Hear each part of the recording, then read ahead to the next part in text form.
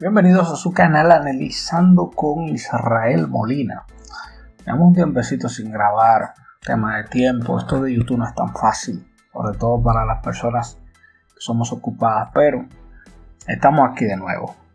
Vamos en el día de hoy a analizar una canción que ya salió hace un par de meses y varios suscriptores nos habían pedido que analicemos esta canción. Estamos hablando de Los Dos Olivos de Wilbur Roberts y Énfasis. Así que sin más que decir, vamos allá. Es que esto va a comenzar.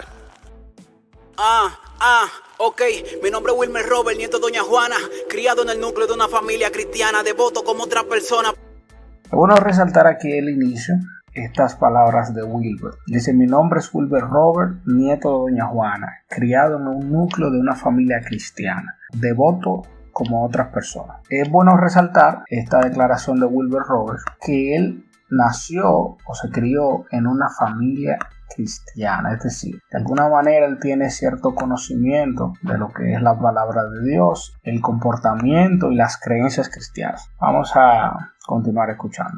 Pero empecé a cuestionar la Biblia cuando me dijeron que no se cuestiona y entendí que no entendía nada. Dice: empecé a cuestionar la Biblia cuando me dijeron que no se cuestiona y entendí que no entendía nada.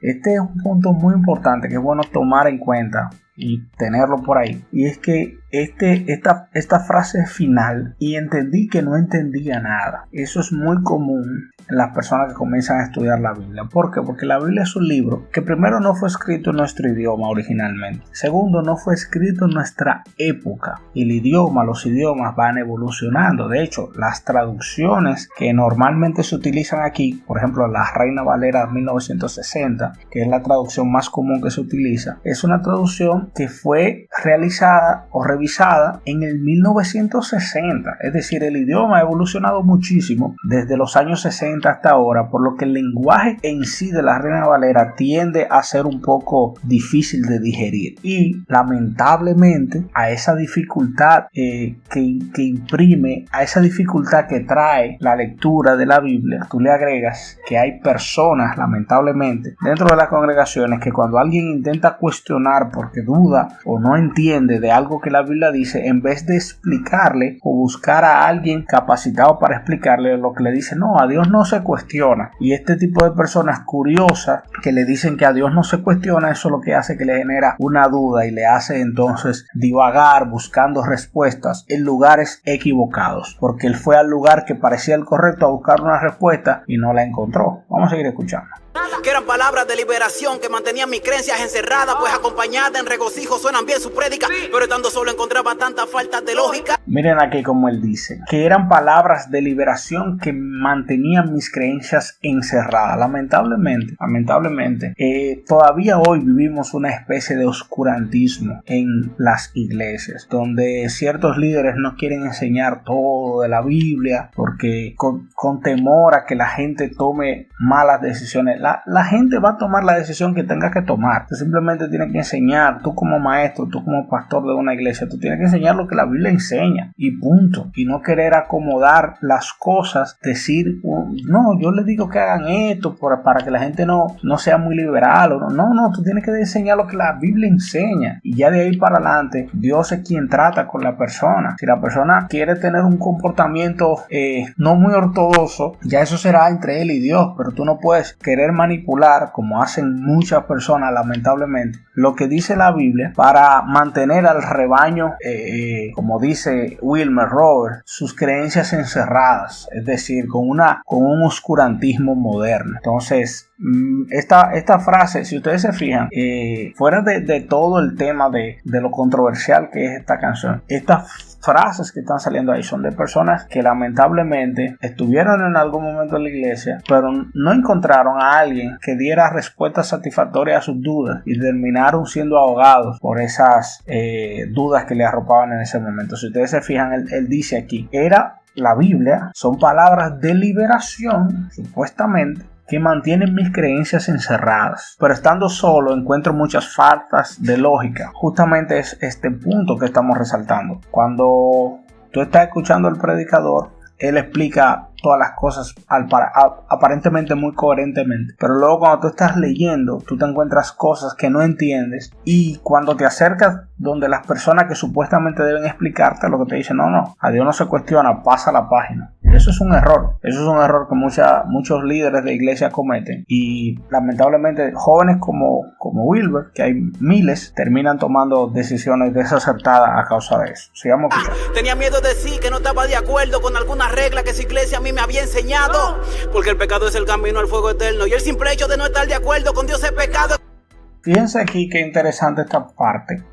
Cuando él dice, tenía miedo de decir que yo no estaba de acuerdo con algunas de las reglas que en su iglesia me habían enseñado. Eso dice Wilber. Porque el pecado es el camino al fuego eterno, y el simple hecho de no estar de acuerdo con Dios es pecado. Aquí hay un tema con el pecado que lamentablemente ahora con el tema de los rabacucos, y de hecho durante mucho tiempo cierta corriente de la iglesia predica mucho acerca del infierno, mucho acerca del pecado, y vuelven el pecado como un todo. Es decir, todo es pecado. Cualquier cosa que tú hagas es pecado, y no es que tú no vas a enseñar acerca del pecado, qué es el pecado, porque la Biblia claramente enseña qué es el pecado. Eso está muy evidentemente en la Biblia. Ahora, hay muchas cosas que no necesariamente son pecados, pero que la gente le enseña como pecado, y de alguna manera hace lo mismo que hacían los fariseos en el tiempo de Jesús, que cargaban a la gente con tantas reglas que la gente no podía seguirlo. De alguna manera ellos cerraban la entrada al reino de los cielos de la gente, porque le imponían tantas reglas que la gente lamentablemente terminaba desertando. Y él aquí se queja, dice, yo no podía decir que no estaba de acuerdo. Es decir, yo tenía dudas, pero yo no podía expresar esas dudas, porque lamentablemente eso es un pecado. Y no necesariamente eso es un pecado. Tú puedes expresar cuando tú no estás de acuerdo con algo, porque ese desacuerdo no implica que tú entiendes todo y que entendiéndolo todo no estás de acuerdo. Ese desacuerdo lo que implica es que hay cosas que tú no la entiendes, y por eso tú no estás de acuerdo. Pero si alguien te la explica correctamente, tú pudieras entenderla y pudieras estar de acuerdo. Entonces yo creo que fuera de que esta canción inicialmente parece un ataque a la iglesia, yo más bien la veo como una reflexión que hay que hacer de estas dos personas, que si ustedes se fijan, la canción se llama Dos Olivos. Ese nombre no es una coincidencia ni es un nombre puesto al azar, aunque he escuchado a Énfasis hablar de eso y él no es muy claro en eso, pero hay una parte en Romanos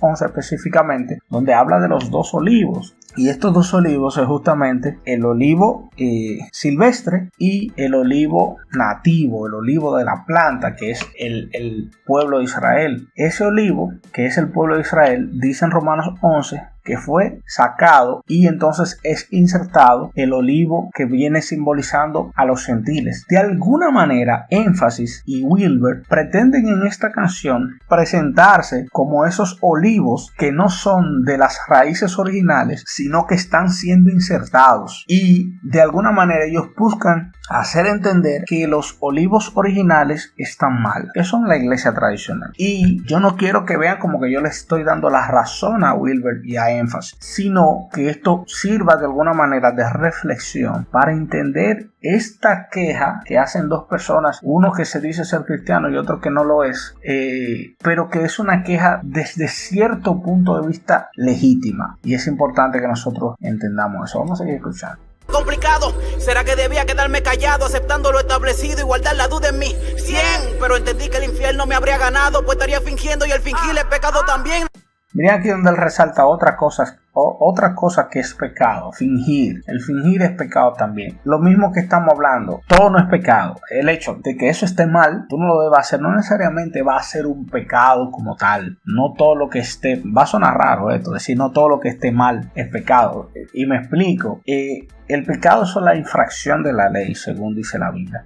Y el pecado tiene mucho que ver, de hecho si usted se ve el Nuevo Testamento, Jesús constantemente quería que nosotros entendamos, y que los fariseos y el pueblo de Israel en ese momento entiende que el pecado tiene mucho más que ver con la intención que con la acción en sí. De hecho, cuando él le dice, si tú miras a la mujer de tu prójimo para codiciarla, ya tú pecaste con ella en tu corazón. Es decir, tú no tienes que ir a cometer el adulterio, ya tú eres un adúltero. Entonces, la intención se antepone a la acción. Ya la acción sería como el producto, el resultado de ese pecado que ya internamente tú cometiste. Entonces, tú te encuentras muchos casos en la Biblia cuando Jesús expresaba este tipo de cosas que tenían que ver demasiado con la intención y muy poco con la acción. Wilber aquí se presenta nuevamente como fingir un pecado y yo estaría fingiendo y me voy a ir para el infierno, pero no necesariamente. Vamos a seguir escuchando. Así que salí de allí cuestionándome en el trayecto si me descarrié o tal vez encontré el camino correcto,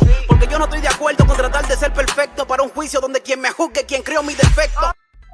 Esta parte aquí es súper complicada. Él dice, vamos a ver cómo él dice. Él dice, salí de allí cuestionándome en el trayecto si me descarrié o tal vez encontré el camino correcto. Miren qué cosa. Salí de allí cuestionándome en el trayecto, es decir, cuestionándome en el camino, si me descarrié o tal vez encontré el camino correcto. Es decir, si salir de la iglesia fue que yo me alejé de Dios o tal vez eso era lo que Dios quería. Esa es su cuestión, ese es su interrogante. Y él sigue diciendo, porque yo no estoy de acuerdo con tratar de ser perfecto para un juicio donde quien me juzga es quien creó mis defectos. Esto también es un producto, este pensamiento es un producto también de la mala enseñanza que a veces se dan en muchas iglesias. Porque Dios no nos creó con defectos, y el defecto de nuestra vida es justamente el pecado, es la consecuencia del pecado. Ciertamente, si nos vamos a un plano en el que nosotros nacemos ya con pecado, es decir, nosotros nacemos con una inclinación hacia el pecado, en cierta forma nosotros de manera natural no podemos esquivar ese deseo pecaminoso o esa inclinación hacia el pecado. Eso es cierto, porque como seres humanos tenemos una inclinación hacia el pecado, y si tú lo ves desde ese punto de vista, tú dirías, bueno, pero Dios me está juzgando por algo que Él sabe que yo simplemente no puedo dejar de hacer. Pero sí se puede alejarse del pecado, sí uno puede alejarse del pecado, y de hecho por eso viene Cristo. Cristo es quien nos ayuda a alejarnos del pecado a través de una relación con Él. Entonces, en este caso, Él se cuestiona. La cuestión es válida hasta cierto punto porque Él se está viendo en un panorama de una iglesia donde Él no encuentra ninguna respuesta a sus cuestionantes. Entonces Él dice, bueno, yo no sé si fue que yo me descarrié o encontré el camino correcto, porque ahí donde yo estaba no me explicaban nada de la cuestionante que yo tenía. Entonces, hasta ese punto, la duda que él tiene, la cuestión que él tiene es válida. ¿Por qué? Porque lamentablemente tú a veces te encuentras en un lugar donde supuestamente tú debes tener respuestas y no encuentras ninguna. Y eso debe ser un llamado, más que personas de la iglesia indignarse con esta canción. Debe ser un llamado a la reflexión y decir, óyeme, muy probablemente yo aquí en mi iglesia tengo jóvenes como como Wilber Robert, que están ahí sentados con muchas dudas y yo no estoy respondiendo sus dudas, y mañana ese joven puede irse frustrado porque estuvo aquí, tenía muchas dudas y yo nunca pude responder. Yo creo que eso debe ser, más que indignarse como muchos han hecho, yo creo que debe ser un llamado a la reflexión. Vamos a seguir escuchando. No decidí ser así, la vida lo quiso. La duda estuvo dentro de mí hasta el día de mi bautizo. También la maldad y ese deseo de sexo enfermizo. Me merezco ir al infierno por la forma en que Él me hizo. En esta parte es la misma cuestionante. Él culpa a Dios de alguna manera porque Dios lo hizo así. Como tal y como dije anteriormente, simplemente hay una mala información en Wilber Robert, lo que él aprendió sobre Dios, de que Dios lo hizo así. No, Dios no te hizo así. Tú naciste así por consecuencia del pecado, no porque Dios te haya hecho así.